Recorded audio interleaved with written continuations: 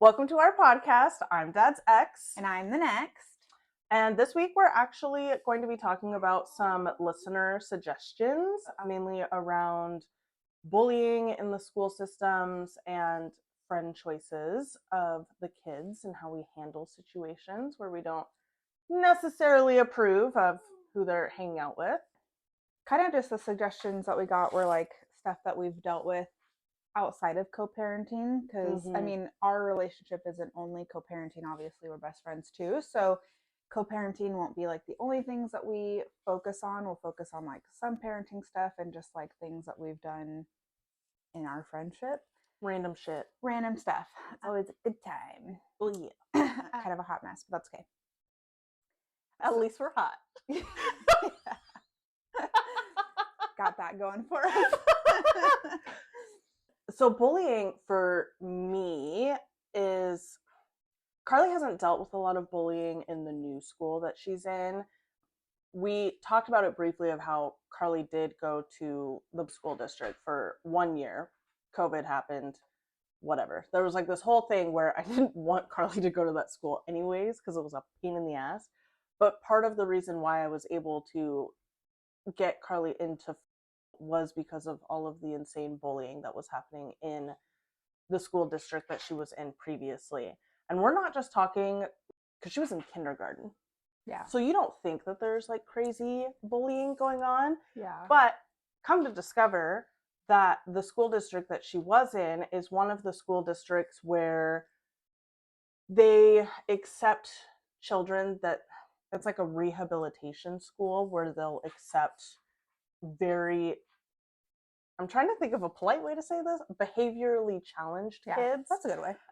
And so there would be situations where they would have to evacuate her classroom because a kid would start picking up chairs and desks and throwing it across the classroom. My sister actually, because my nephew went there. I remember talking to your volunteered in sister. Carly's class. Yeah.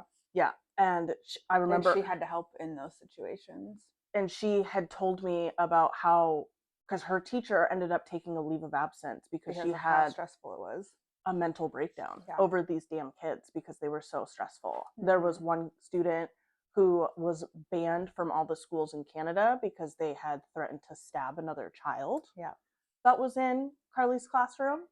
And again, kindergarten. Kindergarten. We're talking. And he was already banned from Canada.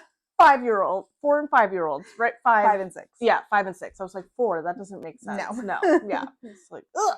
Yeah, 5 and 6-year-olds. And we had a kid that was already threatening to stab other children.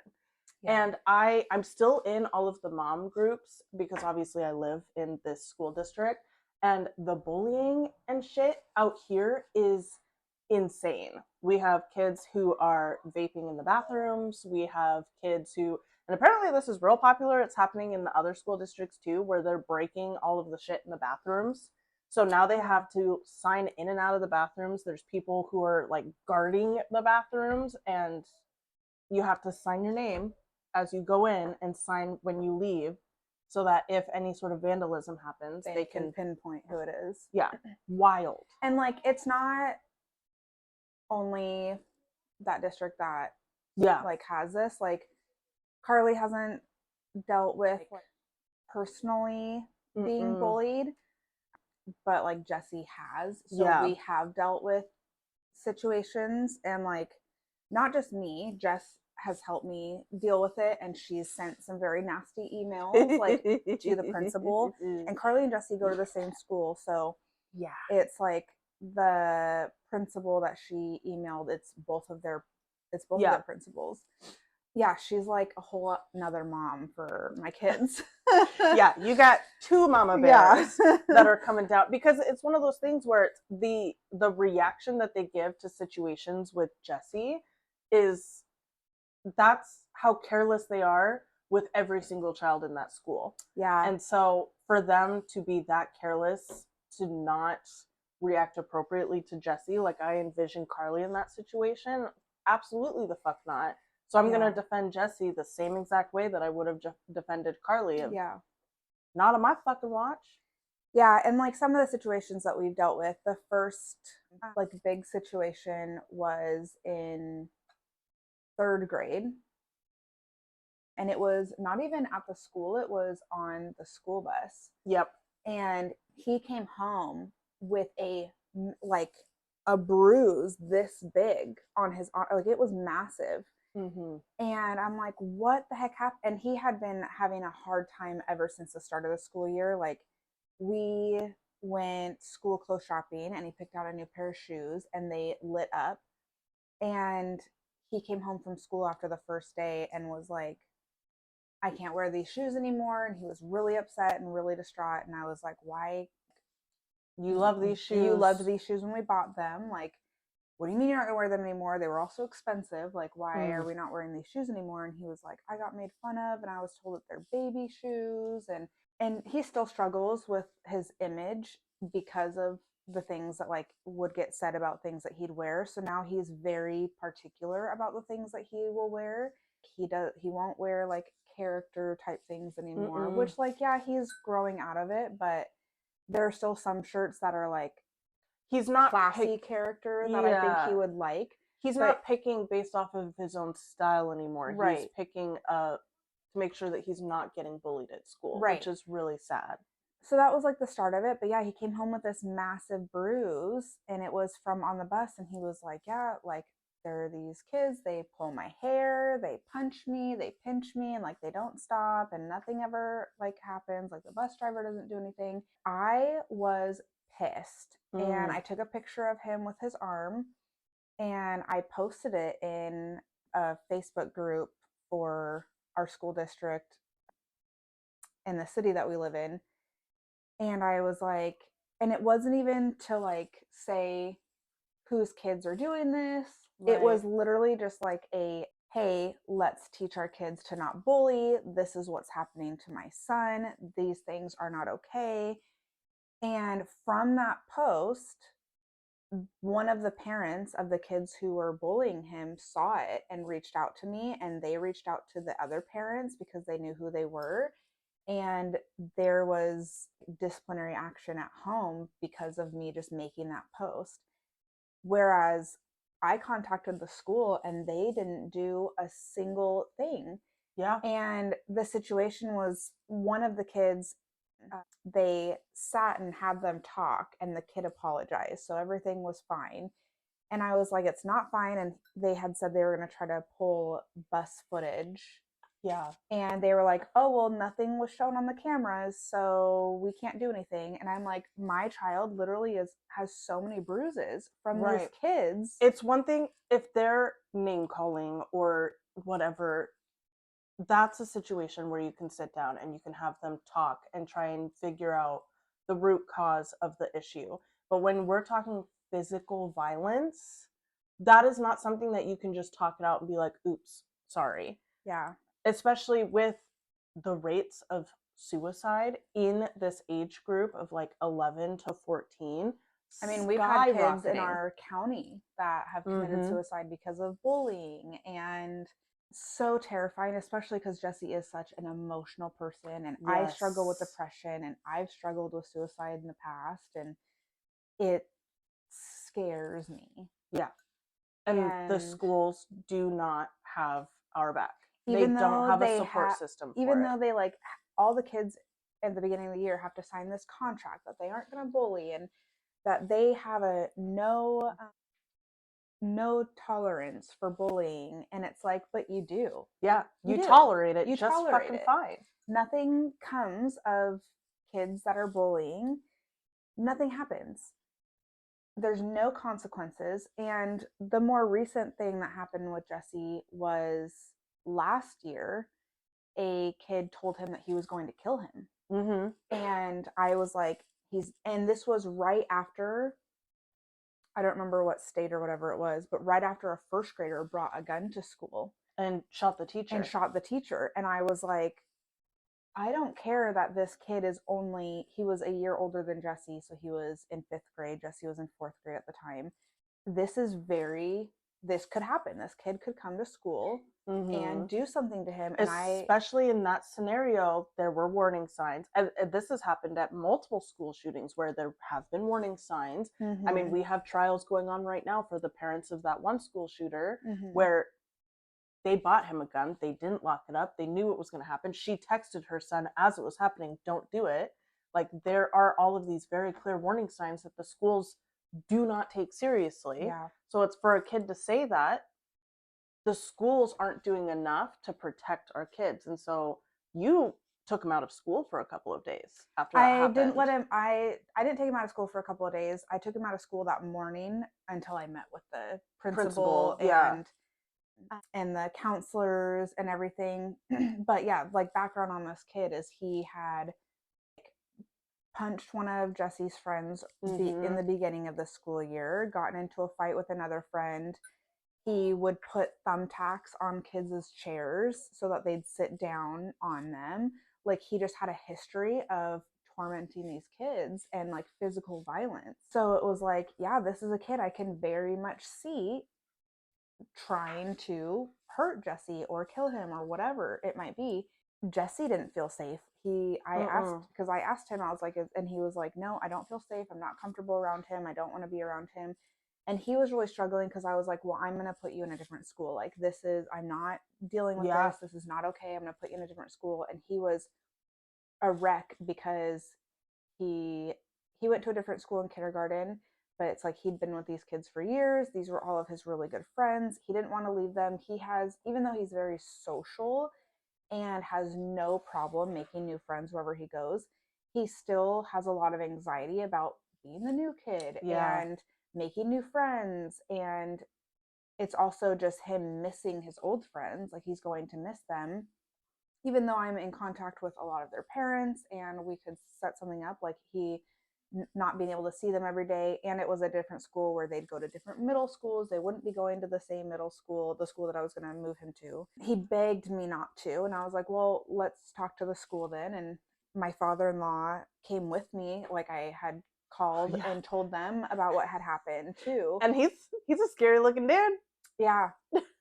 And so my father-in-law and my mother-in-law came with, and my mother-in-law sat in like the office with my littles, and my father-in-law went into the meeting with me. It was really frustrating because, and Jesse was in the meeting too, and so he got to say how he felt and say how he didn't feel safe and didn't feel comfortable. Let them have their own voice too, right? Yeah. I very much was like, I want this kid suspended. Like, I don't, like, why is he back at school today after making such a serious threat? Yeah. They were just like, well, research shows that kids who are getting suspended and expelled end up in and out of jail when they're older. And we don't want to set that future up for them. And so keeping them in school is the better option for them. And I'm like, but with certain kids, you're risking other children's safety and lives. This kid threatened, like, he told Jesse he was going to kill him. I just don't see how. And they're like, well, we're sure he didn't mean it. And I'm like, what about the history of this kid and like his violence towards other kids? How are you not? This is not a boys will be boys situation. Yeah. Like, and like with just how the world is, you can't take them saying that lightly. You just can't. Not anymore. No. Like, there's so much school violence and so many school shootings, and that it's like and they're getting closer and closer to home. Like, we've had it literally a couple hours from here. We've had lockdowns in the district outside of ours. In our district, we've had lockdowns at the middle schools. Yeah. My nieces have been in it. So it was really frustrating. And it's like, I understand wanting to help this kid, and that obviously he might have issues at home. And, there's a part of you as a parent that like feels bad that this kid is dealing with such bad things at home, that his behavior is like this, and this is like how he is. At the same time, when you're in 5th grade, you're 10, 11 years old, you know better. Oh, yeah. You know right from wrong at that age, and you just know better. There's no reason that I don't know. It was frustrating. And so we had come up with an agreement that Jesse felt comfortable with, and it was just that they had zoned recesses. So like this kid had to stay in a certain area of the playground, and like Jesse could go, he was free to go wherever he wanted in the playground, but this kid had to stay in a zone. He constantly had a duty with him.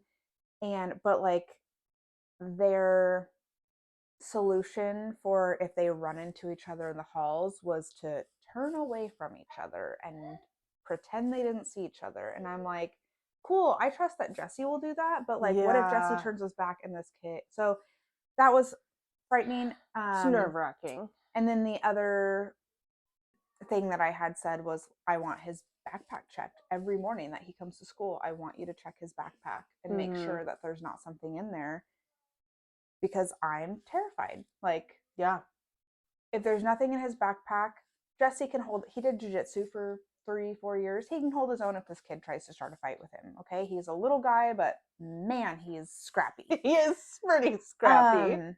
So it's like, if this kid tries to start a fight with him, have at it, Jesse. Yeah. Beat the shit out. You know, like, I don't care. As long as you don't start it, I'm okay with you finishing it, and I will take you to ice cream after you get suspended. That's fine. Yeah. But I'm not going to risk him having a knife or a gun or anything like that. So I was like, the only way I'm going to feel Jesse's safe here is if his backpack is checked every single morning. And one thing too, a lot of people get so like, oh, well, why are you taking it to Facebook? Blah, blah. That's honestly, these days, it's the only way that you get success. It's the only way is that we've been able to get the schools to listen to us, is by taking it to social media and getting the community to rally behind us. We've had more success in being able to find the parents responsible and make sure that there's actually discipline happening at home, because Lord knows if the school's even making it to those other parents. Yeah. Like, I'd be surprised if half the things that happen make it to the parents so that they can be disciplined properly. Yeah. But it's important for the community to know what's going on in their schools, especially because our levies, our taxes, bonds, like, we pay for the schools. We should know what's going on at the schools. Yeah. And we've had a lot of success with the community rallying behind and making the principals stand up and do the correct things to make sure that this shit doesn't happen again. Yeah. Because with the bus incident, it took a lot of emails. A lot of people emailed in to the principal to actually get shit to happen with that. Yeah, like, she emailed in. I obviously was already communicating with the school, and there was a lot of people in the community that were emailing or you know, commenting on the post. It's like, in that group that I posted in, a lot of teachers that work at his school are in that group, so they were seeing these things. There's no way the principal wasn't seeing them. But it's like, the schools, they just don't do.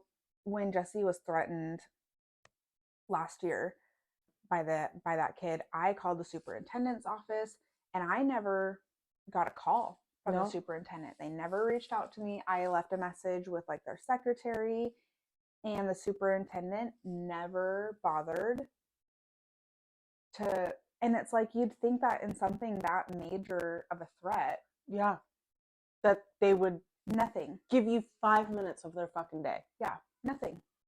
I don't know. It's really hard. Like, it's so hard being a parent. It's just hard being a parent. In every aspect of parenthood, it's hard. It's so tough. And it's hard because I don't want it to sound like we're dissing educators, because that's not. I could never be an educator. Oh, absolutely. Especially after COVID, I have such a different appreciation for anybody in the education system. I truly do. My issue is, and I feel like a lot of people will say this, is we're too soft on kids nowadays. Yeah. We're just too soft. We're not disciplining them. They're not getting. It's hard. We're gonna start like a whole political thing right now by saying this, but it's true. Like, we are just. This generation is just so, we're going to hurt their feelings, or we're going to upset their parents. And it's like, if my kid's being an asshole and if he's bullying other kids, I want to know. Tell me. But I think you're on the right track. Like, there's kind of a pendulum swing that's happening, is that we have people who are wanting to break generational traumas, and we don't want to abuse our kids the same way that and I'm we here were for abused, it. which I get. That's what we do. But like, it's the pendulum swing where it's like now we're kind of going too far in the other direction. So now there's no structure, there's no discipline whatsoever. There's, and then there are obviously people who are, meeting in the middle, but we do have a lot of people who have kind of taken it a little too far. And that's where you get the spoiled brats who think that they can do fucking anything and get away with anything because they don't know what a consequence is. So we're kind of seeing a lot of that in the schools right now. Yeah. It's tough. Yeah, it's hard because it's like, as a parent, what do you do? Obviously, we could pull them out and do homeschooling, but at the same time, I didn't go to school for that. He's not going to get a good education from me teaching him, and he's already well socialized, and he would honestly end up resenting me if I pulled him out of school. I've talked to him about it. When all this happened last year, I talked to him about pulling him out, and because also, you have to talk to your kids. At the end of the day, it's obviously your choice as far as what you decide to do in certain situations, but I very much will talk with Jesse about his wants and what he feels is needed, and I have to think about how it's going to impact him, and taking him out of school would negatively impact him with how social of a child that he is. He's such a social kid. But that's honestly a lot of people in like the district that I live in. That's a direction that a lot of people are going. There's actually huge like homeschool groups where moms are opening up their homes of let's come together and let's collaborate as a group of moms with their kids, teaching them and doing homeschooling because the public education system out here is not great. And it boils down to the amount of teachers that got laid off just in this district alone. This is not the district that the kids go to, but the one that Carly used to go to. They laid off so many fucking teachers. They don't have a librarian, so they don't have access to their library ever. That's just like shut off to them because they don't have a librarian. Extracurricular activities are null and void. Like they have the bare minimum amount of teachers to where if a teacher calls out, they're having to pull another teacher and combine classrooms because they don't have teachers that they can call in. It's so bad. And so the teachers themselves don't have enough support to try and help with these situations. So the bullying and the vaping and the vandalism is just getting more and more out of hand, that it's like, why is the principals and the superintendents, like, why aren't they doing more to bring support in? Like if the PTO, or not PTO, PTA, right? Parent Teacher Association. That's at our school. It's called PTO, but yeah. Oh, okay. It's the same thing. It's the same thing. Yeah. But the amount of times that they reach out for volunteers for like field trips and things like that, get more parents to volunteer for the day-to-day. I'd be all over that of, you just need me to stand in a fucking hallway and make sure that kids aren't doing stupid shit to each other as they're walking from class to class. I'd take one look at Jesse and be like, fuck, don't you? Yeah. Did you do it? Yeah, he knows the mom looks. It's so funny because I went to the assembly that Carly got her Orca award at, and you sit in the very back in the gymnasium. Well, that's where all the fifth graders sit. And so Jesse, every time I'm there, at least, he like turns around, sees me, and he waves, and then he just sits straight the whole time. My secondary mom is here. I need to be on my best behavior. But this last one, he's like stacking all the chairs and helping and stuff, and like even his teacher was like, "You're being very helpful, Jesse. Thank you." It was like I could tell that he's like trying to be like, I'm a good kid. Yeah. I'm doing great. Yeah. It's like, just, you don't have to. That you're a great kid. You don't have to show up because I'm here. That's so funny. But it's hilarious. But yeah, you put parents in the schools and they'll make sure that their kids are acting right. Yeah. Yeah. Lord forbid if I catch Carly fucking saying anything the wrong way to another kid. Yeah. Well, and Jesse did, what was it? beginning of this year, end of last year, there was a situation where something happened where he wasn't the nicest to another kid, and I got called from the school about it.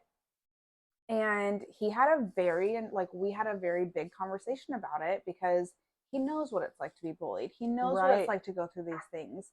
He has higher expectations. Like, I have higher expectations of him and he knows that these things are going to get back to me.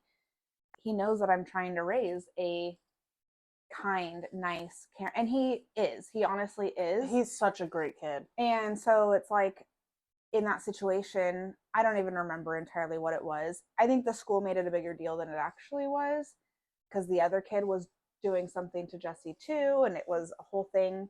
Yeah. But I made him write a letter to this kid apologizing. He had to go apologize. Good for you. And everything was fine the next day. And anytime anything happens, with his teacher, because we've talked about him and his current teacher, I've had a rough year. Anytime there are situations where he is being a little butthole, I will tell him, you need to go to your teacher today, and you need to apologize, and you need to have a better day, and you need to act respectfully. You cannot, this is not how we act, this is not how we behave. And he will, and he knows, and he'll apologize, and he'll even say, we had a rough week last week where he asked when boarding school started, because he didn't want to live with us anymore, because he was very upset. He had a whole meltdown. Fuck this family. Yeah, he didn't say that, but I know he was thinking it. Oh yeah, he was definitely thinking it. He did ask when boarding school started, and that he didn't want to live with us, and he wanted to be sent off to boarding school, which I don't think he really realizes what boarding school is. He watches Zoe 101, so he thinks it's all fun and games and hanging out with your pals. Right. So I think that he thinks boarding school is what Zoe 101 is. Send him over here for a week. I'll put him to work. He does he does a lot at our house, but it's he had a whole fit that morning, went to school, didn't say goodbye, didn't say I love you, was pissed off. And I messaged his teacher, because he'd already been having a rough week at school, this teacher that she reached out to me about, and I was like, heads up. And it's not going to get better. Talked to him about all this yesterday, but we had a real rough morning this morning. So he's in a real shitty mood. I'm sorry. I told him that him being mad at me does not mean he gets to go to school and be an asshole, but I don't know what he's going to do. Yeah. And then that night, he came to me on his own and apologized and said he was sorry, and he knows that the fit that he threw was not okay, and that he was just really upset and his emotions took over. And I was really proud of him, because it's hard, even as an adult, it's hard to go apologize and be like, hey, I fucked up and I'm sorry, and I shouldn't have acted this way.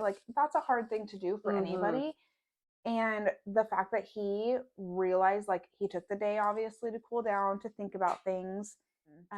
And it was after dinner, we ate dinner in silence. It was a real uncomfortable, awkward dinner.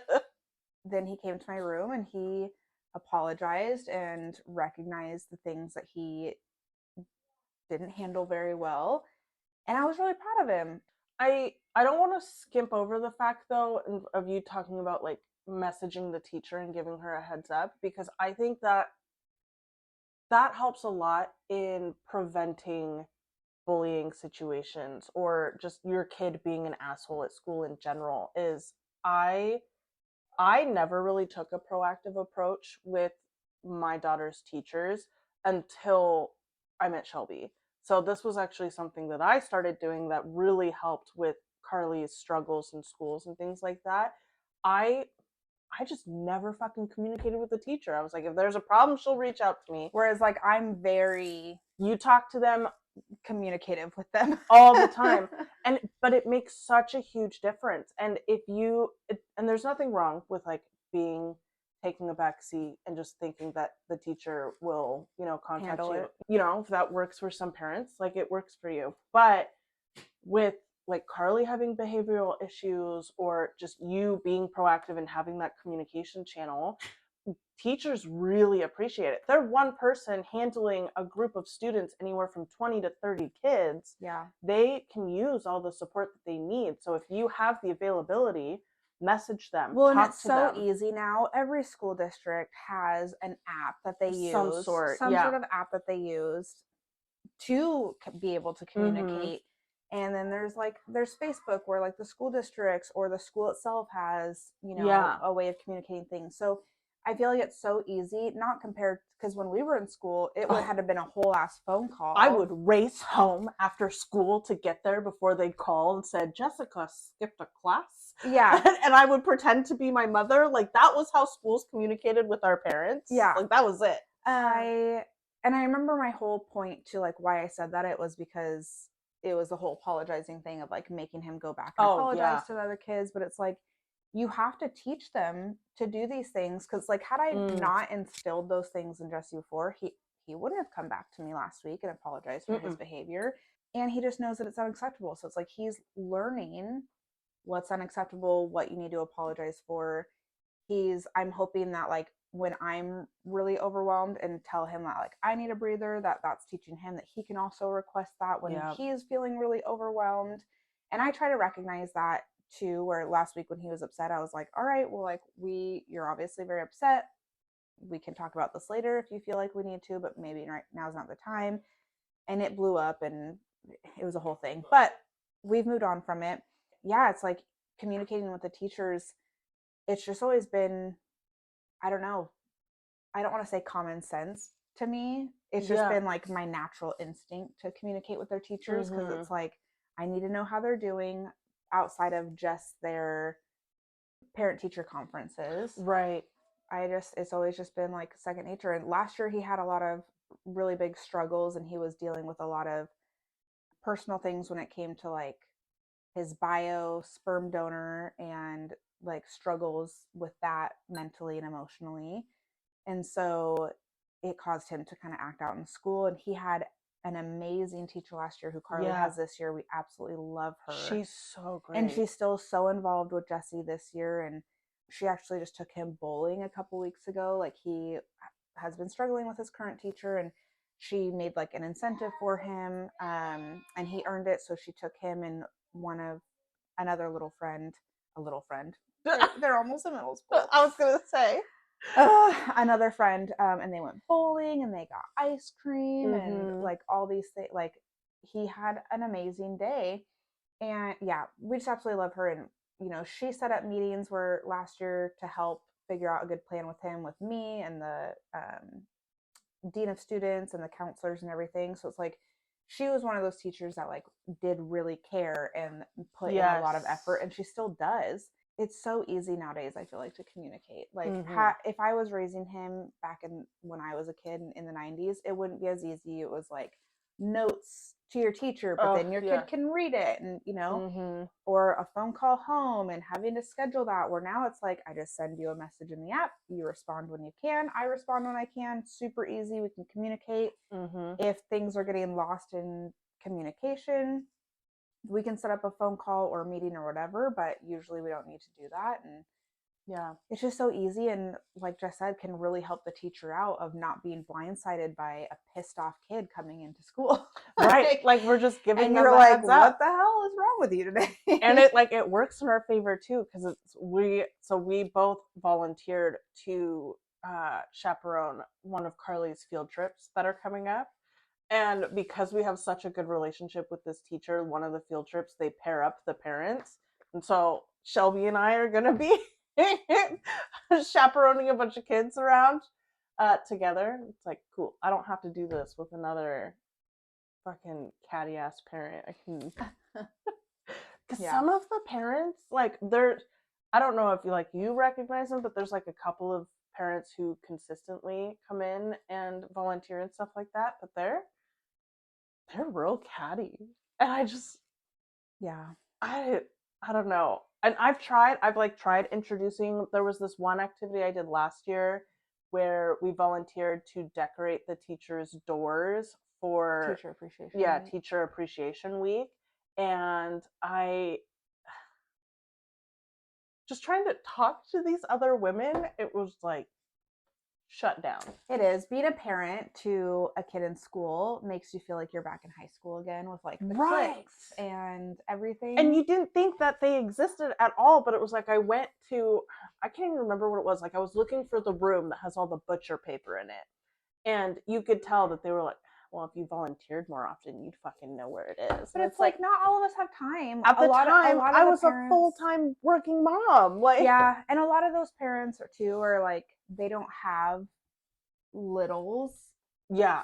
So it's like their kids are all in school, and if they are a stay-at-home mom, they have the time to go in there and volunteer all the time. I was like, just show me where the fucking room is and I'll help myself. God damn. Yeah, I get along with a lot of the parents there. I also just have a personality, I feel like, that I can like. I don't. Actually, I don't even think it's personal. It's my face. Yeah, where it's like I can kind of change my like demeanor to fit those around me a lot of the times, and it drains me. It drains my social battery. It's called masking. I know. Oh, okay. Thanks. I'm just gonna keep calling out ADHD until you get diagnosed, because I know. I know that I have ADHD. I've called it out in myself. There's so many TikToks of like ADHD symptoms that I will send to Jess, and I'm like, well, I feel a little called out right now. Oh yeah, it's so bad. I'm just like, I feel like my entire personality is all ADHD. So. I did not open up this app to get a text this morning, but here we are. Yeah, so it is hard being. Yeah, parenting is just hard. It's real hard. But yeah, in those situations, I really struggle to mask my face because I don't know them. So I struggle because I'm just like, I'm not in that environment. So I don't know if I'm like, I feel like you do better if I'm there to mask for you. Yeah. And then you can kind of like feed off of me. Yeah. And I match yours. Yeah. Very easily compared to when I'm by myself. Yeah. And it doesn't help that I have social anxiety either. So I'm like, yeah. So, but yeah, that's kind of, as far as bullying goes, those are the biggest experiences we've had. What was it that you said to me at Target yesterday? Me? It was so fucking funny. I told you not to be on your knees so much. Yeah, I have I have bad joints. I have tendonitis in my rotary cuff and I have a bad knee. And we were walking around Target. No, we were in the checkout line. Well, right, but like my knee was hurting. So in the checkout line, I was like doing one of these weird ass things where I was like, oh, my knee really hurts. She just fucking, without a drop of a hat, well, maybe you shouldn't be on them so much. And it caught her so off guard. She was like holding on to the cart, falling over. It was so funny. I was laughing so hard. It was just so out of left field for her that she was not expecting I was it. not. It was like, fuck. Yeah. Yeah, it was pretty funny. We're always together, pretty much. Yeah. But yeah, so moving on to our next topic as far as friend choices. Yeah, this one's me. I feel like yeah, Jesse doesn't really have many friends that I like don't approve of. I really like all of his friends. He has a really good group of friends. There are like some friends who they're great kids, and it's not that they have like it's not that they're a poor friend choice. Their personalities can just wear off on Jesse a little bit. Yeah. To where when he comes home, we kind of struggle. And again, it's not that they're bad kids. It's just that they have different rules and parenting structures in their house that don't align with yours. And so when Jesse's in that environment, he kind of absorbs some of that and brings it home when he knows better, and he does know better. And it's gotten to a point where last time this happened, I told him, like, if this is how you're going to act when you come home from their house, like, you're just not going to go to their house anymore. Right. And I'm not, like, I don't want to be the one to tell them, like, you can't be friends. And it's not that they can't be friends with them. It's just that, like, if this is how you're going to treat me when you come home, this is an issue. You don't do this when you come home from your other friends' houses. And I just, like, you can't talk to me this way. Yeah. It's disrespectful. You know that. And, so we've had to have a talk of, like, this doesn't fly. And if they're going to if you're going to absorb so much of this when you go to their house, like, I can't have you go to their house and treating us like that when you come back, because then we kind of have to like back up a bit and reset expectations that have always been expectations, and we haven't. And it's putting the ball back in his court, because I'm of the belief, like my mom was, you cannot hang out with those people. Like, I do not approve. And you know what that made me do? Hang out with them more. Yeah. Like, I would sneak out of the house to hang out with these people. You know, she didn't teach me like what was right or wrong, or what was appropriate, or what she didn't like about them. And so I would find myself in situations that I really should not have been, but I didn't know that it was right or wrong, because all I knew was, well, I just wasn't like, there was just such a firm, strict boundary that I was going to push against it. And so it's about teaching him and giving him the choices of, we know what our values are. We know what we have within our own home. You can hang out with who you want to, but once you start breaking outside of the family values, then you're going to make the choice of, you either don't absorb that and you don't bring it home, or we're going to have to make the choice as a family that we're not going to be able to go over there anymore. Yeah. You know, it's not like you're just sitting there being like, cool, no, don't approve. Yeah. And that's what's hard for me, is because my daughter has a couple of friends that I personally... there's two of them, and I don't know if... I haven't met the one. Just the one. Yeah. You've met one, but not the other. And we can't fucking stand this kid. Yeah. But and there, we can limit it. Like, he's not coming over here. I'm not having him in. Nope. I ain't having him in my fucking house. And she's not going over there. And she's not going over there. But I don't cut them off completely. Like, she still hangs out with him at school. They do after school activities together. You know, he's done clubs with Jesse. Sports with Jesse. Yeah, sports with Jesse and stuff like that. And so it's like they can still have those interactions. But my daughter and I have had very clear conversations of what's appropriate and what's not appropriate. And especially with this other individual, I've created boundaries that we're going to respect, but she's still allowed to hang out with her.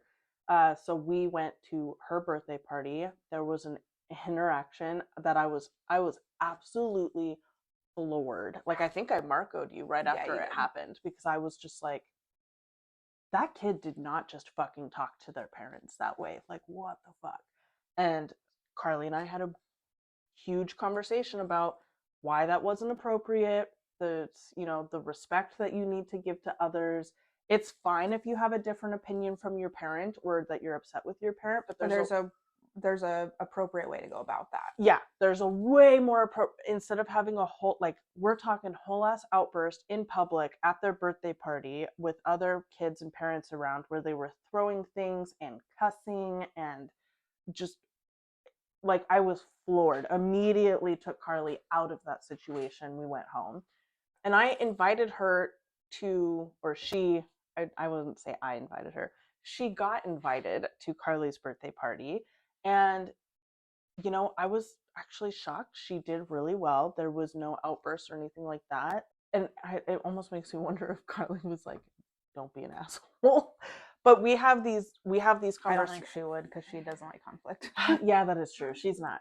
But we had a conversation of, okay, if this were to happen, if you were in a situation where you were upset with me, how would we go about that? What would that look like? Do you think what this one child did was appropriate? Yeah. No? Cool. All right. So we do have these like limits where I'm still going to let her be friends with these people and hang out with them at school. But the second it encroaches on, you start talking to me that way, or you start showing these behaviors that we don't like from these kids, then it turns into a different conversation. So it's giving them the, I'm trying to think of the word, autonomy to learn and make mistakes and figure out, is this a friend that you want to maintain for your life? Yeah. You know? Because I had friends that at the end of the day, I was like, wow, sayonara. Yeah. And Jesse and I have had those conversations too, where he's just the type of kid that he wants to be friends with everybody. Yeah. He wants everybody to like him. He goes into everything with I like everybody until they like give him a reason not to, or they're bullying him, or they're mean or whatever. And so we've had to have a lot of conversations around where he's been like, well, I didn't really like how so and so did this today or whatever. And it brings up the conversation of like, well, why are they your friend? Are they a good person? You know, what, you know, do they match your values? Right. Do you know what made you guys become friends? Are they nice to your other friends? Does everybody get along? We have had those conversations around things like that. And I've even talked to Carly about one of the friends where we were talking on Messenger, and I was like, well, why are they your best friend? And it was pretty superficial things. It was, but it's also like it's also hard to talk to her through Messenger. They're in 9. Like a like deeper way. But yeah, it's like you got to ask those questions as far as like, well, what makes them your friend? Are they kind? You know, what kind of things do they say to you? And like with Jesse, I will just have conversations with him around why are like I'll ask why are they your friend? You know, sometimes he'll say I don't know, or he'll give actual reasons. But if we've had situations where it's like they're his friend, but then they did something to another one of his friends that he's like closer to that he doesn't like, and I'm like, okay, well, let's think about this friendship for a minute. Do you really want a friend that's going to treat your other friends like this? Because what's stopping them from treating you like that? Like they thought that they were friends and they still treated them like that. So let's reevaluate this friendship. And I always go into it with like, just because you're not friends with somebody doesn't mean that you are mean to them, right? And you can't be nice to them. Like you can still show respect and be nice and a kind human to them. You just don't necessarily need to be friends with them and play at recess with them, or you know, plan after school hangouts or whatever. Like you can still be nice to everybody, but you don't have to be friends with absolutely everybody. And that's been like my hardest thing with him, is just he just wants to be friends with everybody, but then he gets really upset when some of them are showing different values or not being as kind to others as like he would want them to be. So those are kind of the conversations we've had to have. But I haven't had a situation yet where I just truly did not like one of his friends. And people might think that it's a little ridiculous that we kind of go through these types of conversations with them being 9 and 10 years old, of, you know, at this age, that it's so easy for them to make friends, and it might seem a little ridiculous to have these conversations when all they're talking about is dolls and makeup and hair and whatever. But it's not, though. That's not all they talk about. Kids are so much more, I don't want to say mature, but they talk about such different things than we did when we were little. Right. Like some of the things I've heard Jesse and his friends talk about, I'm like, y'all are 10. Yeah. And 11. Well, and it's not even that, but it's like this is the gateway to creating an open relationship with your child, where these conversations that we're having about understanding why they're your friends and why are you making these decisions, it makes it easier for you to have conversations with your kids as they get older, because those conversations get a lot more difficult because you're going to run into situations where kids are doing drugs or drinking or vaping in the bathroom. And so to have that kind of conversation's a lot easier to have when your kid is used to you talking and having these open conversations about friend choices and things like that. So yeah, they're 9 and 10, but you have to start laying the foundation to have more difficult conversations down the line. Yeah. And it's like we've talked about before, like just because they're 9 and 10, they're still humans. They still have feelings. Like we can't just, you know, shut them down. I think the important piece to it is we have open conversations where we're not just like, that kid's not a good kid, shut it down. Like, you're not friends with them anymore. You cannot hang out with them. You're going to be in trouble if you hang out with them. Yeah. Because there was one friend that I had when I was younger that happened. And I was like, tell me that I can't be friends with this person. Yeah. And I went out of my way to make sure that that was my best fucking friend, and I hung out with them all the fucking time. Right. And so it's like, I'm not going to do that. And if that's who they choose to be friends with, even if we might not necessarily like them or agree with the things that they do, we still have laid that foundation with them that they can talk to us, and we can let them know, like, yeah, they might not be my favorite friend of yours, but here's how you can handle yourself in these situations that you're finding yourself in, where it's like, at this age, it's being mean to other kids or being mean to their other friends. And we can talk to them how they can handle themselves, because they can't change, or they can't, control their friends around them. They can only control themselves. And that's what I've had to instill in Jesse is, you can't control what this person does. You can only control how you respond and how you act and how you behave. So it's all about trying to teach him how he handles himself in certain scenarios. And we've even talked about where, okay, that wasn't the best way that you could have handled that. How can we handle this better in the future if you run into a similar situation? I mean, it's exactly right. These conversations are just going to get harder the older that they get, but we've at least laid that foundation where they're not scared to talk to us, and they know we're not just going to shut them out and tell them like, well, fuck that kid, and you can't hang out with them.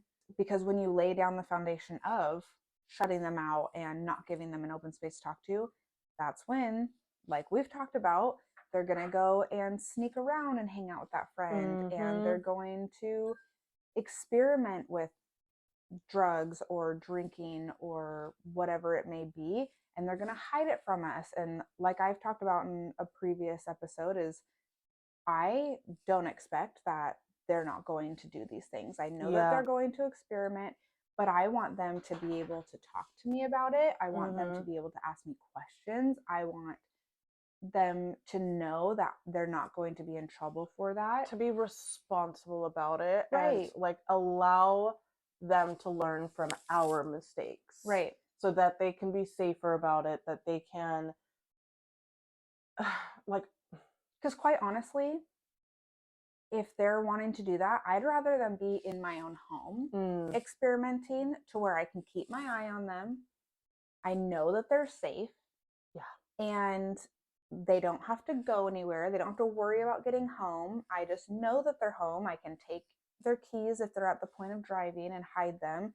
If they have friends there too, like, I can take their friends' keys and either drive them home later, or they can crash at my house. Like, I don't want to be the parent that my kids are scared to talk to about anything. Yeah.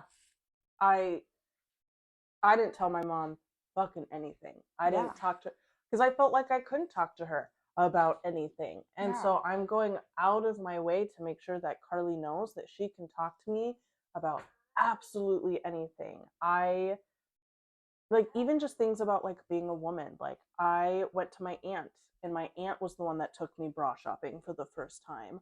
I hid my period from my mom for 2 years, which it's just like, it blows my mind, because my mom and I were talking about this because Carly is starting to show signs of starting to go through puberty and these kinds of things. And my mom made a comment of, well, you started your period super late, so it's odd that Carly is showing signs here. And I'm like, oh, that's right, because you didn't know when I actually started my period. You think my period started when I was 13 because that's when you finally figured out that I was having my period. Yeah. When in reality, I had been hiding it from her because I started mine when I was 10. Yeah. And I went to my sperm donor's girlfriend at the time to get supplies. Because He's not a sperm donor. My dad? Oh, I thought you were talking about Nick. like calling him no a sperm donor for Carly, and I was like, well, no, he's definitely he's still like very much around. I was like, no, I was we need to address this real quick. No, I know we're best friends, but he's also like. You're like, I do have to defend him sometimes. Okay, I got it now. Okay, I was like, because when I say my sperm, or I guess I do say Jesse's sperm donor. I don't know. I just heard that wrong. I like absorbed it incorrectly. Yeah. Okay. No, got it. Yeah. Got what, and I was like, whoa, okay. Hold on. I didn't know you knew Nick that long. Okay. No. Okay. Rewind. No. Rewind. No, because at the time I was like still occasionally staying at my dad's house before, because it was also right around the time that I went no contact with him. But I went to his girlfriend Misty shoots, and like the image that you think of, spot on. Yeah, 100% spot on.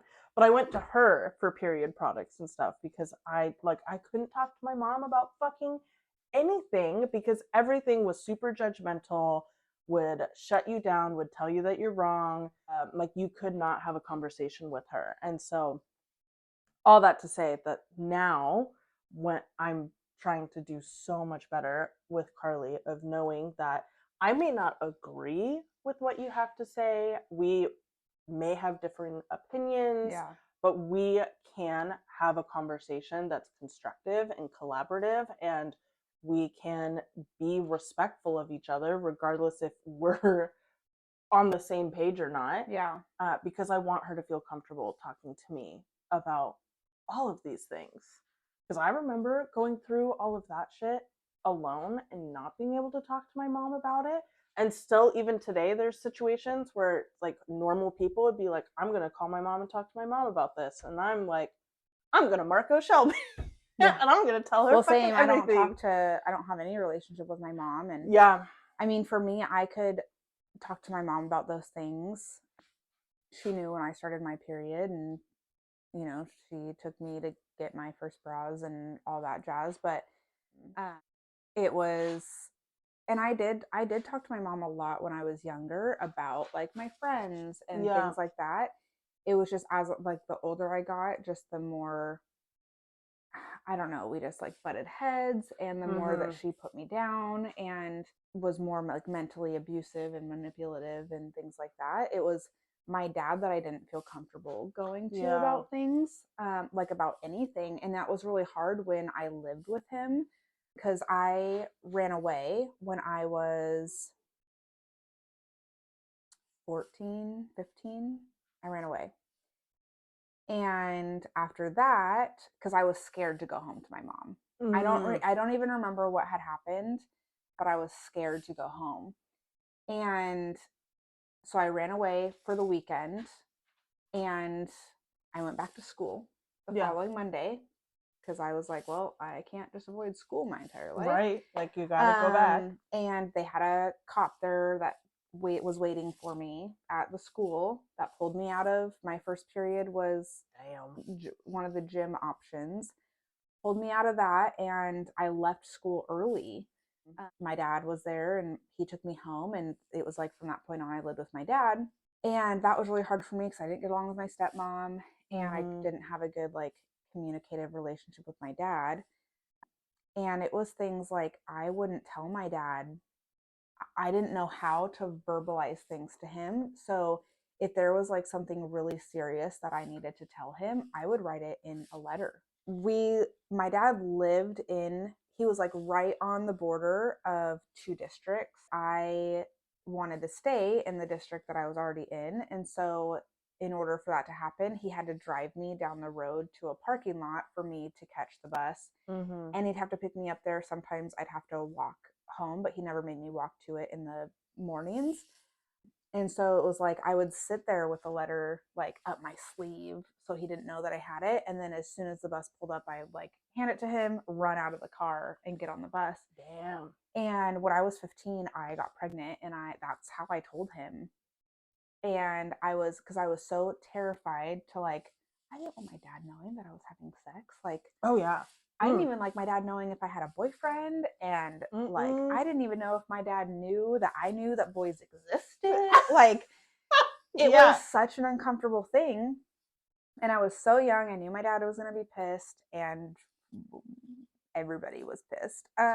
And so, but it was like, that's the only way that I knew how. Yeah. I mean, that's the reality of the situation of if you don't give your kids the space to be able to tell you things. Yeah.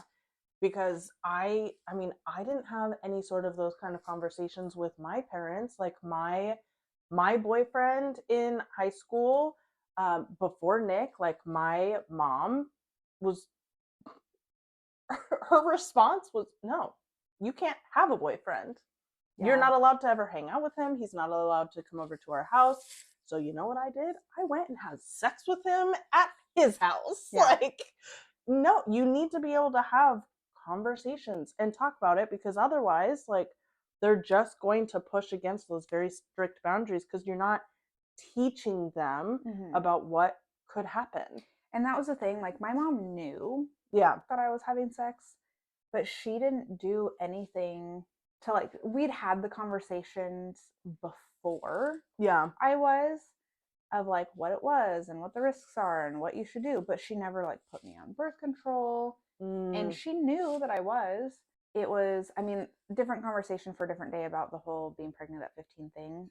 But the whole like point, and there was another situation where like I had a medical situation where I had a really bad cyst down in my nether regions, I will just say, are like really bad, to the point where like I couldn't move. I couldn't, like, I was like in pain, curled up in a ball in my room at my dad's house. And I had called and talked to my mom, and I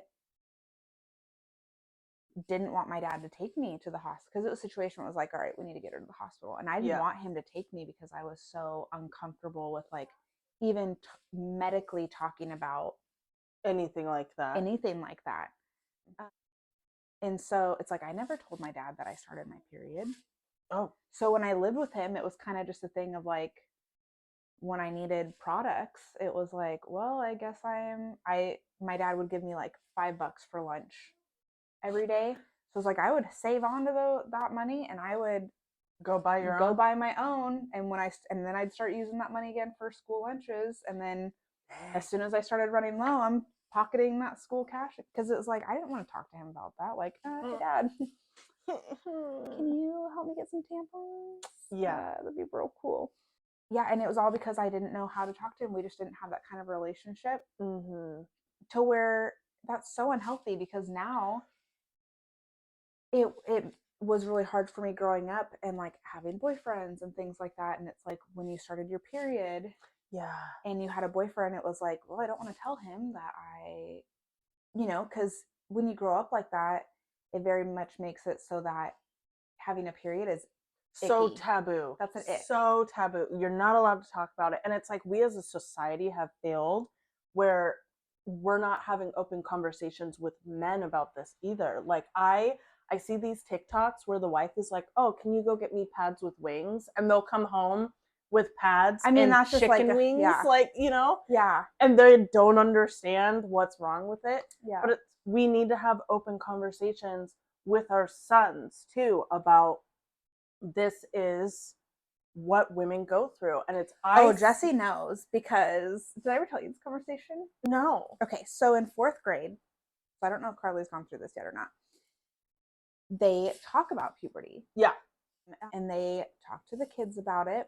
Well, before Jesse had this whatever, one of his friends' sisters started their period at school. And I had picked Jesse and Carly up from one of their after school clubs. So I had both of them in the car. Yeah. And Jesse goes, man, puberty is going to suck. And I was like, oh no. Why do I feel like I know where this is going? I was like, well, what are you talking about? He goes, well, my friend's sister started puberty at school, and you bleed once a month, and you're in pain, and it's just awful. And I was like, yeah, so that was uncomfortable for me because we hadn't had the conversation of like, how are we approaching puberty with Carly? Oh yeah. And was very much one of those things where it's like, as comfortable as I am and as we're on the same page about a lot of things, that still didn't feel like my place to have the puberty talk with Carly by myself. If Jess wants me there with her, obviously I'm going to be there. But that very much was like I don't want to step on toes and take this opportunity from Jess because, you know, Carly is her only daughter. This is her only opportunity to have this conversation with her. And that might sound weird about me saying like opportunity to have this conversation, but it is. It's like you want them to know. Anyways. And so I was like, so Jessie, that doesn't happen to you. That only happens to girls. It's called being on your period. And he was like, oh, because he was just like, oh my God, puberty's going to be awful. And it's so he painful. was confusing puberty with periods, right, thinking they were one and the same. That was the verbiage that other kids were using at school. Okay. And this again was before they had the puberty talk at school. So they hadn't learned yet. So he hadn't learned yet. But it is very much like for boys. I mean, you know, they don't know. They don't know. And I'm very fortunate and lucky to where like I have a partner who's like, I don't buy my own period products anymore. Nick goes and buys all of that for me for the most part. I don't have to worry about it. If we're running low on something and I am on my period and I'm just like, oh, I'll make the comment of like, I need to go get this. And he's like, oh no, it's okay. Like I'll go get it. Or I'll order it for, you know, drive up, pick up at Target and he'll go pick it up. But it's like, but that took a long time to be comfortable to say like, because it's just my period or beaten into us that it's gross, it's taboo. You keep it to yourself. It's not something to be talked about. Like, it's just the way that society is. And I want Jesse to very much be the partner when he's older of like, oh, you're on your period, take the day, like, or however many days, and be that supportive just like Nick is. And so like I've gotten open with Jesse where like I've told him like, well, mom's on her period right now, like I don't feel good, and he's like, well, okay, I'm gonna leave you alone, give you your space, you know, like do you need something to drink? And like he'll offer, when I'm not feeling good, he'll offer like, do you need something to drink, do you need a snack, do you need this? And so it's like, if we want our sons to be good partners in the future, we have to teach them about these things. And I see these videos of moms who have like taught their sons about like how open and how like they're teaching the normalcy of how women go through this, where like there's this mom that has 2 teenage sons that carry emergency period products in their backpacks so that if a situation comes up at school, like because they also have a sister, so they're very used to it and normal to it, to where if their sister or whatever needs a tampon, doesn't have one, she knows that she can go to her brother and her brother will have like products in their backpack ready to go, because it's like that's how it should be. Like it's a normal thing that needs to be talked about. Like Carly already has an emergency kit all ready to go in her backpack. We've talked about making her a basket so that when she does, we can pull out, or Jess can pull out this basket to like, congratulations. Because we don't want it to like, what's the word I'm looking for, her to be scared of it happening, right? Like Jess is very open with her about like, yes, you don't feel good, it's not great, but like you'll make it through. So we wanted to make like a basket for her with like heating just pad. Stuff. She's in the other room, so we can't really talk about it, but like with things to help her through like her first one. And you know, I found a book on Amazon that I thought would be cool to add to it. So just these little things, because it's like, yes, this is something that you're now going to be dealing with for a very long time. This is the start of it. But it's like, I think of even us just having this conversation and knowing that it's going to be posted online. Yeah, we have periods. I think get over it to like when we were growing up in the 90s, this would never have been something that was just openly talked about. I literally, it was not even like talked to about. other women, really, like right. It just did like not women happen. that weren't like our good friends. When it first happened to me, I was so young. I was like just turned 10. I had never been talked to about it. And I literally, and it doesn't help that like my cycle is very heavy. I thought I was dying. I woke up and just, it was not great. Yeah. Literally thought I needed to go to the hospital. And I was at my dad's house. And that's why I ended up going to Misty, of all people. I still like flashbacks of talking to this very hippie stones, like incense, like she was just such a spiritual person. Yeah. And this poor 10-year-old who thinks they're dying goes up to her, and the response was, chill. Yeah. I got you. Oh my gosh. So wild. But I legitimately thought I was dying because nobody had ever had this fucking conversation with me, that I had no idea it was coming. I had no idea what was happening to my body. Mm-hmm. And when Misty sat down and told me about it, I was like, what the fuck? Like, y'all knew this was going to happen and nobody thought to warn me? Yeah. Like, not cool, man. Yeah. I was pissed. So unfortunately, Carly's been having to listen to these conversations for the past year now, because she's starting to show those signs. So it's like, and she's getting to the same age you were. Yeah. So I want her to be vastly way more prepared than I was. Yeah. And like, it's good for me too. Like, I'm learning a lot about how to have these conversations in the future. Like, I obviously have 2 daughters. I'm going to have to go through all of this. You got ways to go. I've got a ways to go. Yeah. But it's still like, and I also need to know, like, how can I best support Carly? Mm-hmm. Even though she doesn't come to our house, like, I still want to be there and support. I try to be there and support her as much as I can. Yeah. And which is why, like, I really want to make this basket for her. Yeah, it's like, we just need to talk about it more. Jesse needs to know these things. He has little sisters, like Carly's his little sister. He's got the twins. So it's like, he needs to know these things so he can be prepared in the future. Like, he's so much older than the girls. They're 10 years apart, that, when they are his age or getting to the age of starting, he's going to be in his 20s. Ew. No, he will be 10 forever. Yeah. I'm sorry. So it's like, he'll be in his 20s at that point. Like, he's going to be at an age where, like, I know, I'm sorry.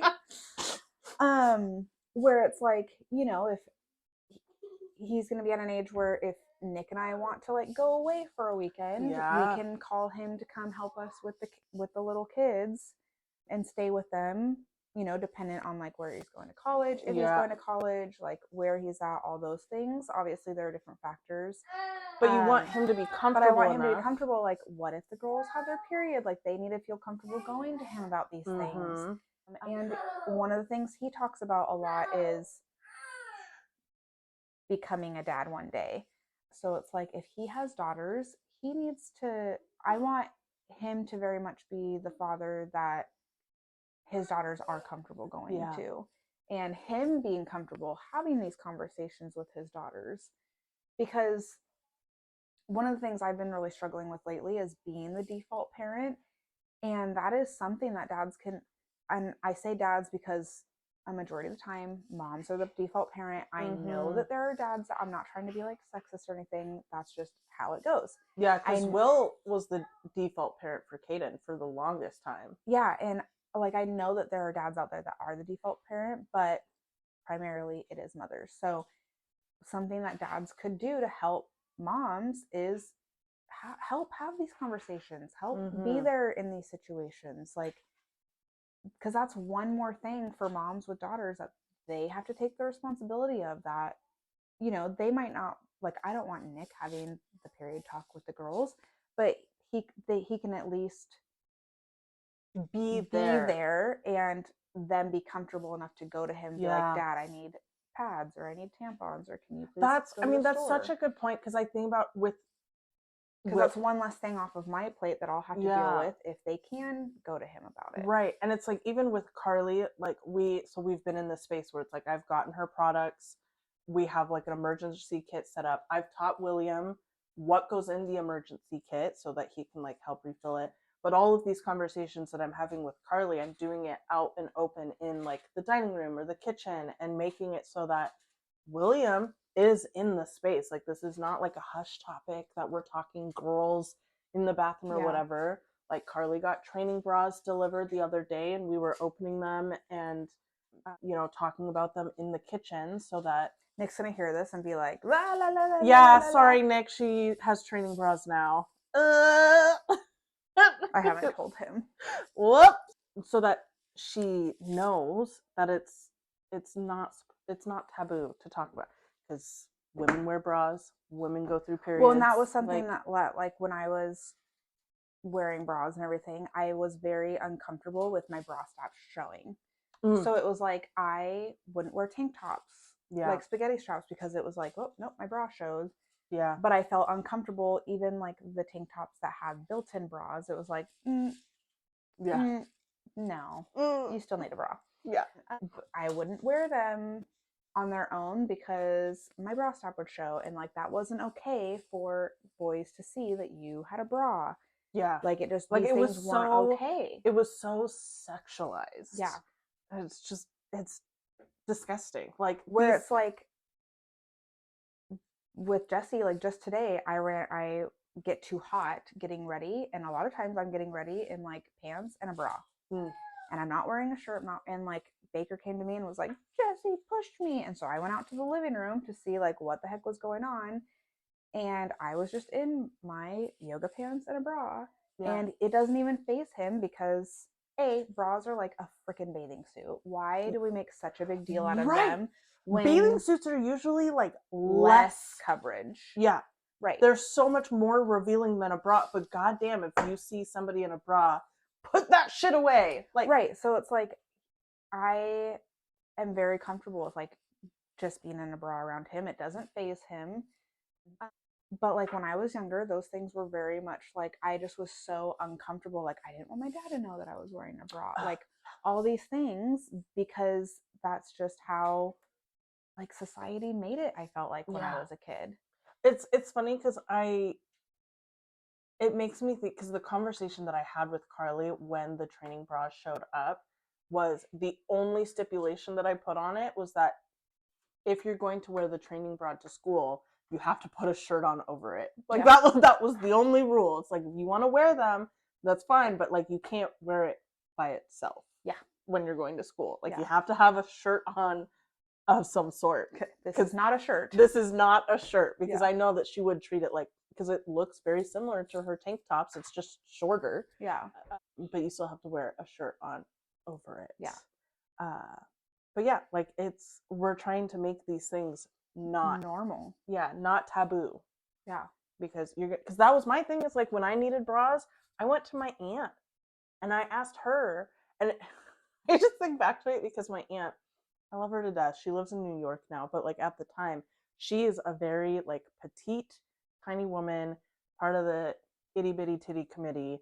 And she would take me shopping, and I was like 11 or 12 at the time. And she's like, the fact that your bras are bigger than mine, like she would just give me such a fucking hard time. She's like, you picked the wrong person to take bra shopping, because I don't know how to shop for your size. So we'd have to like go up to store people and be like, we don't know what the fuck we're doing, because she's 12 and I don't have boobs. Yeah. So, that's so funny. It was such a mess. Yeah, we've kind of strayed on topics. We like did not plan about talking about periods and bras and all this, but like here we are. I feel like the whole point to talking, like this all got led from talking about having open conversations. It's about open communication, right? Yeah, which is what like the whole Friends things was. Oh yeah, open communication. That's what we were talking about. That's what we were talking about. That led into periods and bras.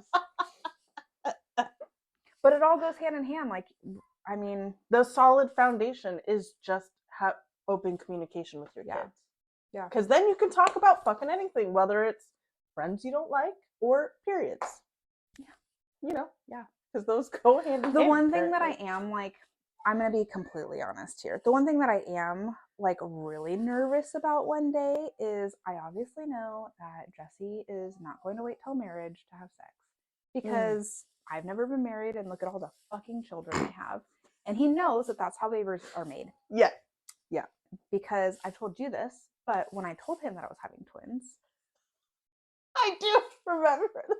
This kid is so quick on his goddamn feet sometimes. Oh, it was so funny. I tell him, so Lincoln's pregnancy I had hid from the kids until I had my 20-week anatomy scan, because my pregnancy with him was right after we had lost our daughter at 26 weeks, and the kids were very excited for a baby sister. Yes. And it was really devastating for them to go through that. So I didn't want to tell them about about my pregnancy with Lincoln until we knew everything was okay after the 20-week anatomy scan. And then I told them, but like my pregnancy with the twins, I was not going to be able to hide that one for 20 weeks. Yeah, there was no way. Especially considering I had them 10 weeks after I turned 20 weeks. Yeah. So it was like there was no way I was going to be able to hide that. I couldn't hide a belly like that, especially in the summer. Like, it just wasn't going to happen. So I had told Jesse, and we had told everybody Lincoln was our last, because that was the plan. And then, no vasectomy and no condoms. Twins happen. I had told him we were waiting on my little brother, because I was going to take prom pictures for him. Oh yeah. And I was like, hey, so I need to tell you something. And he was like, what? And I was like, so remember how we said Lincoln was the last baby? And he was like, you're pregnant again? And I was like, yeah, well, that's not it. It's twins. And he was like, what? And I was like, you said you wanted us to have one more baby. And he was like, yeah, one, not two. And I was like, well, I didn't want any more babies. And here we are. Like, this was an accident. And he goes, how do you accidentally have sex, Mom? And I was like, okay.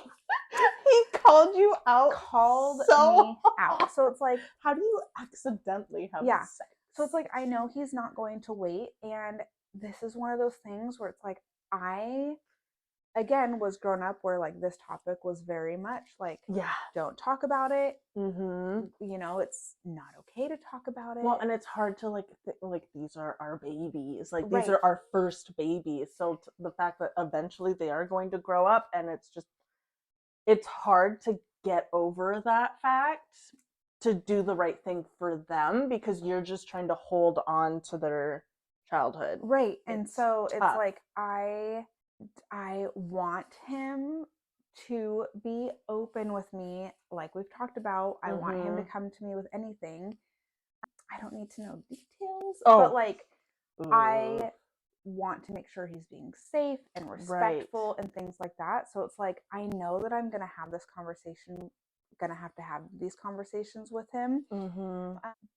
But I'm so awkward already. And even like Nick will say, like, you're very awkward about talking about this topic. And I'm like, you can't even say sex. Yeah, I have a hard time with it. Okay. This is going to be posted online. People can't know that I know that word. You have 6 kids. Okay. They're gonna know. I know, but yeah, so I'm like, I know that I want him to be comfortable to come and talk to me, but I'm also so awkward about the topic. You might have to like tag in Nick to help you with the... Yeah, but that worries me. Because he's very blunt. He doesn't mince words. He doesn't have a filter. He's not emotional. And there are certain things that like I don't know. It's a whole thing where like Nick will make comments now about, because when I need Jesse, I will just walk into his room and Nick's like, yeah, you're gonna have to stop doing that soon. And I'm like, la la la la la la la, no. Yeah, you're gonna need a nap. Or like if he's taking too long in the shower, Nick's like, well, and I'm like, no. Because I'll like open the door and be like, and he's like, yeah, you're gonna need to stop doing that. And I'm like, he's still my baby. Right. Like, that's the thing, but it's like, it's so like, hard. I want him to feel comfortable. I don't want him to be scared if like he has questions. I want him to be able to feel comfortable enough to come talk to me and ask me these questions. I'm going to have to learn how to not be so awkward about it, because I don't want him to feel that tension and that awkwardness and think that it's not okay to talk about it. Yeah. It's just something that like you're having to deal with because that's how you were brought up. Right. That's how I was brought up. And so, like I said, I told my dad I was pregnant at 15 with a fucking letter. So it's like, I don't want him to feel like that's how he needs to have these serious conversations with me. I want him to just be like, hey mom, can we talk? Can we, have a conversation? And I want him to feel comfortable enough to ask me questions or whatever on whatever the topic is. Cause I know he's not going to wait. Like, he very much most likely will do it when he is a teenager. Yeah. I lost my virginity very young. And so obviously I was pregnant at 15. Like, I want him to feel comfortable coming to me about these things. And like, especially if he has a girlfriend who she can't go to her parents or doesn't feel like she can go to her parents, and that's like maybe a topic for another episode of what do you do in that situation of like, do you help her get birth control if she wants it? I am just going to have to learn to not be awkward because I don't want him to feel that awkwardness. I want him to be comfortable. And so it's like, that's one thing that I'm going to have to learn how to mask and, and figure it out. And then when he's all done talking to me, go and like cry. Yeah. I'm just like no, I totally understand though, because it was like when I was pregnant with Carly, I was an adult. I was 20 and I was still petrified to fucking talk to my mom about it because it's like at this point I'd been having sex for years, but I'd never talked to my mom about it. We never had this conversation. So me going and telling my mom that I was pregnant was like the same thing as like admitting to her that I had been having sex. Yeah. And I was like, I'm sure Nick remembers that I was fucking petrified to tell my mom that she would disown me, she'd be upset. I don't even remember telling my dad. 20. Yeah. Like it wasn't even like a teenage pregnancy, but I felt like a fucking teenager that I was going to get in trouble for being pregnant. Yeah, I was 19 when I got pregnant with Jesse. I was 20 when I had him. So like I know that I told my dad. Yeah. I don't, but like I think I've blocked that memory because I do not remember telling him. I do not remember calling him and telling him. I just don't remember. I very much remember how my grandparents found out because I was working at Dairy Queen at the time. Yeah. And I have my grandma just passed away recently, but like my grandparents are Jehovah's Witness. Very like, I swear a lot. I very much watch my mouth around them and the things that I say. And I'd have a tough time with that. There's only been a handful. I have to be really hyped up to swear in front of my grandparents. And it's only happened a couple of times where I just like can't hold it in anymore. In heated conversations. And I was working at Dairy Queen and my grandma came through. My family owns a business.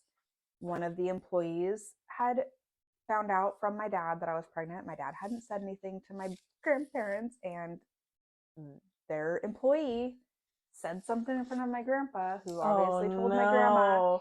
So she comes through the Dairy Queen drive-thru. She accosted you in a drive-thru while you were at work? Yeah, so I worked in the drive-thru on the headset, and she goes at the speaker, she's like, hi, Shelby, it's Grandma. And I'm like, all right, Grandma, what do you want? Because like, I don't know if you guys know this, but at least at the Dairy Queens in our county, there's a speaker in the kitchen. So the kitchen can hear the order and like start getting, so I have like, I forgot about that. Yeah. So like all the cooks like know like, oh, Shelby's grandma's here. And I'm just like, all right, Grandma, let's go. Like, don't embarrass me. And she didn't say anything at the speaker. She gets to the window, pays, and I think all she ordered was like a peanut butter parfait because literally her whole intent in going was to confront me about me being pregnant. That was her whole intent on coming to Dairy Queen. And she's like, yeah, so I heard that you are having a baby. And I was like, yep. Yeah, so I think that we need to have a conversation. You should probably come by the house after work. And I'm like, yep, I will be there. Like, and it was very uncomfortable. I do not I know that I went to their house after work. Like, I literally clocked off. They live very close to the Dairy Queen. I went right over there. I do not remember the conversation that was had. I have chills like that. Yeah. Damn. I do not remember the conversation that was had. I know that part of it was like, you need to get married. And I was like, yeah, fuck that bullshit. Oh yeah, especially to that dude. Not happening. Because like both families pushed that, and I was like, no, like that's not happening. No thing. And so I do remember that was part of the conversation, but I don't remember the rest of the conversation. But I will never forget that. So because I was so terrified to tell my grandparents because they're Jehovah's Witnesses. I was 19. I didn't want them to know that I knew that boys existed. Yeah. And had seen body parts, like I didn't want them to know that. You could say dick and balls on the last episode, but body parts this episode. It's like the context. Yeah, the context is different. Like I said, I'm very awkward, and like I know that Nick is gonna like laugh or roll his eyes when he listens to this. Rip into you about it because I am, and he like says it all the time. He's like, "You're so awkward, like talking about this." And I'm like, "Yeah, I am." Or like even just going to Lovers, I'm very much like, he'll be like, "Oh, I want to go to Lovers," and I'm like, these people know why I'm here, and it's awkward and it's weird, and like he's just like openly looking at things, and I'm like, oh, look at this candle, like nice smelling candle, like very uncomfortable in these situations. God. So that's so funny. And he will call me out on it, and so it's just like. It brings me back to Halloween, that one year that we all went trick-or-treating, and as we were walking down this one neighborhood, there was a house where they had yeah, they had their blinds open, and they had a sex swing and like all sorts of ropes and shit. And we were like, okay, kids, let's not go to that house. In the living room, but their blinds were wide open, so like everyone could see it. And like we literally had to take all of our kids and just be like, nope. But poor Shelby's just like we go to that neighborhood every year, and so Nick's always like, I wonder if the same people live in the sex house. Like he calls it the sex house, and like he'll like look. Funny. He knows which house it is, and he'll like look, and he looks for it. Like, yeah. Oh my gosh, so funny. Yeah, that was the same year that I was like, what, a week after having an emergency appendectomy too. So I'm like already struggling, and I was pregnant I was like 17 weeks pregnant, just had an appendectomy, and I'm just like, this is uncomfortable, because it's also one of those things where it's like we are best friends, but there are certain, and it's not even that we've talked about these boundaries. I think they're just boundaries that I've like put in my head because I'm awkward. And it's very much where it's like we don't talk about that part of our lives. I'm more like I'm okay with her talking about that part of her life, but I feel like it's not okay for me to talk about that part of my life because Nick is her ex. Yeah. But it's like so there's like this unspoken boundary that we both respect. Like, so it's just like, I don't want any like awkward conversations to start from this house happening. Like especially because we're all together in that moment. So like Will's there, Nick's there, and we're just, and Nick doesn't have a filter, and so he doesn't think about the company that is around us. He does not give a shit. Yeah, and he will very much say something where I'm just like, I don't like this anymore. I don't like it here. Get me out. I don't like it here. Take me away. Yeah. Oh man. Anyways. That's so funny. Yeah. So we talked about a lot of things today that we were not planning on talking about. Words are hard. Hopefully you all benefited from some of our thoughts. Yeah, hopefully there was at the bare minimum we're entertained. Yeah. But again, do we have anything else? Are we done?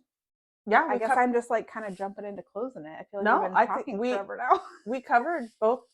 We covered the two topics that we were, and then some. So you got a little bit of extra sprinkled in there. Yeah. So I think we're good. Awesome. Well, thanks for joining us on another week. Like, subscribe. Hard. We made her very uncomfortable with that last. So now I can't think straight. She can't talk about anything. So Don't look at me. Don't look at me. Ignore her, but like and subscribe for our channel. We have our link tree in the description that you can follow us on Facebook and TikTok, Instagram, all the places. Thank you for joining us on another episode where we just talk about random shit. Yeah. Yeah. We were more organized this week than we were last week. That is true. We actually had topics, and then we just kind of strayed from them, but that's what you can expect every week. And again, I'm uncomfortable, so have a great week. Love y'all, and bye-bye. Bye.